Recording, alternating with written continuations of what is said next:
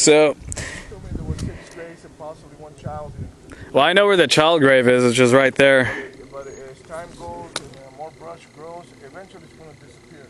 Yeah, so, I mean, from what's visible, we can account for possibly 4 graves. So we got 2 missing, but I mean, within that giant thorn bush, it's no surprise it's missing. Still spot a few things, but eventually that's going to... So,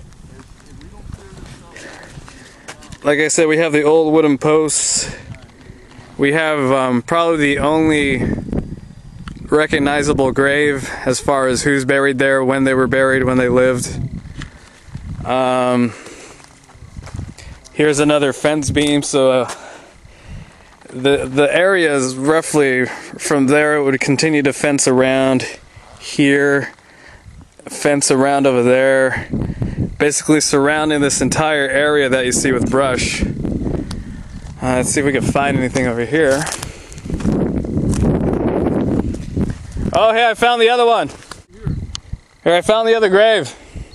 So this is number 5, possibly. So I found the other one here. So here we go again. There's another post.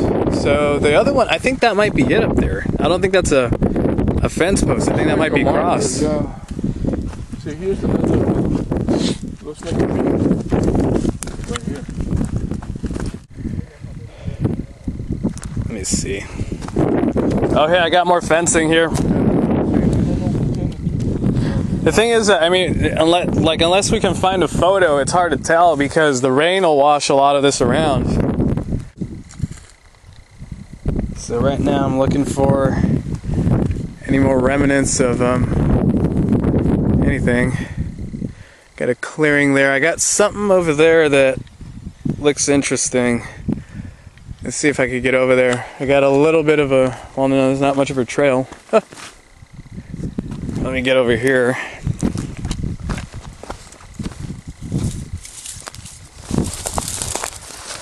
Oh, hey, I found some of the barbed wire. So here's more barbed wire here. Let's see what else we got here. Here's some scat. Like I said, we have a lot of rabbits and whatnot comes around here. Oh, hey, I found some more fencing. Found some more fencing in there. Basically these wood pieces. And, oh, I found another board right here. This might be a grave, actually. Yeah, there's a lot of fencing.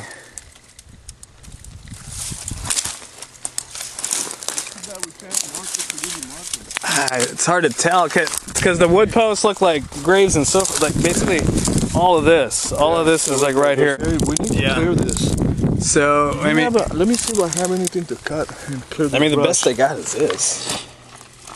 No, in the back of my car. Go this right here. So this is gonna take a while. Let me go ahead and shut this off. So basically, I just cleared up all the brush, and that was fun. I did it with a crowbar. And hold on, let me show them the crowbar. That's it, man. That's our master tool to excavate sites. So, I mean, basically, you saw the before picture. This is where I came through, and this is where all the wood is. And there's two possible reasons why it would be here. You see up there, everything down here is below. So when the rainwater gathers, I mean, it would wash through here and then end up over here with all these shrubs blocking it.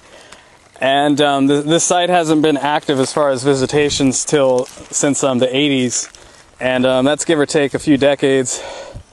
So if the rainwaters, when they continue to go through here, could gather this could be one of two things, either fencing or a grave. And there's possible evidence for both, being we have some pretty prominent beams and they all go pretty much in a certain pattern, and we got a possible cross right there.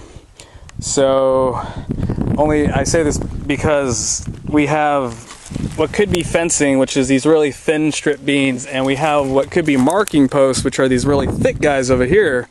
So for smaller crosses, this is actually a perfect candidate as far as the cut and the diameter and everything of it being differently than everything else. But we don't know, because there's also evidence that the water does continue through here with these two pieces over there and over there. So, I mean, it's hard to tell. I mean, literally, unless we get a metal detector, we can't know for sure this is a grave. This is a possible, very possible candidate for the unidentified grave number 6. And there was another area of interest over there. I lost sight of it. But here we go. Man work, just grabbing thorny brushes and moving them aside. Whew.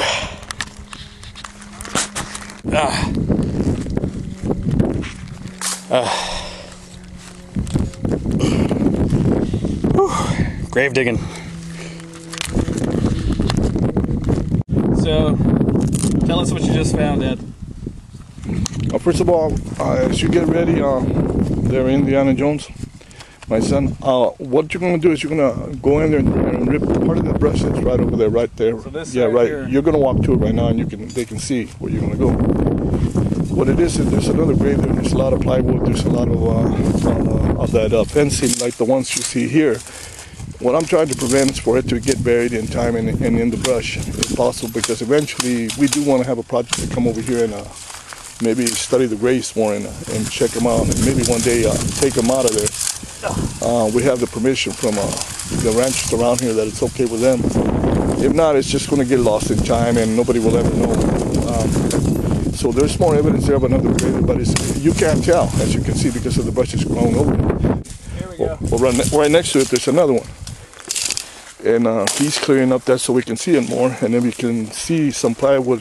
There's right part here. of it right here. There's part of the plywood, and now he's going to pull that branch without trying to not to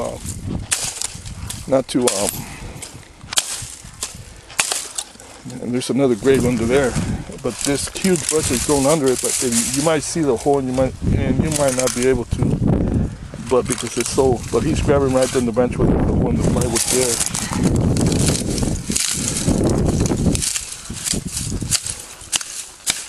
And be careful. It's too bad we didn't get our loppers. We'd be doing this a little bit. I knew we would be doing this. I'm gonna invest in an axe. Yeah. And here we go now. Step aside. As you can see, the evidence is the sun is hitting it. There it is, right there. And you can see what's going on with all the thing that's buried. And here's another one. There's another piece of plywood that's going there. But as long as he clears it out, you'll be able to see it more clear. And you can see now you're starting to see more of the evidence. See? And this is another gravesite. This is another evidence of the plywood that somebody came over here a long time ago and took care of this gravesite. You see this? So this is what. There's more posts down there. And there's another post. See, so it's all over here, but that's all right. You can toss it way out there, you know. And there's more posts over here. There you go. See, and look, they're all here, and they're all piled on. These are all pilings that have been piled up. Yeah, basically everything my dad said. As you can see, that whole area is hollow, so that's evidence something was buried there, and possibly still is there. These are the posts. Normally we'll leave them there just so when we do finally get over here and professionally marker all this, we know where everything is. All the wood and brush. And actually over here, this grave is a prime example of why we think that other pile of wood is a grave as well. As you can see on the markered off grave, the best preserved probably of the graves that do not have a stone or pebble crypt to keep the bodies from going afloat. This is actually the wood packed on top of probably a makeshift casket. And from this formation we got further evidence that that other location is another gravesite. So for this gravesite, it seems like it was majority wood that acted as crypts to keep this place, keep all the bodies from going afloat during the rainy season, with the only evidence of a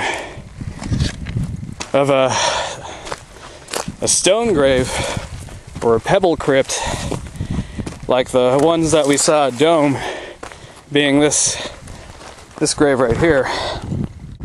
Whew. 2 graves. 2 graves excavated. Wow.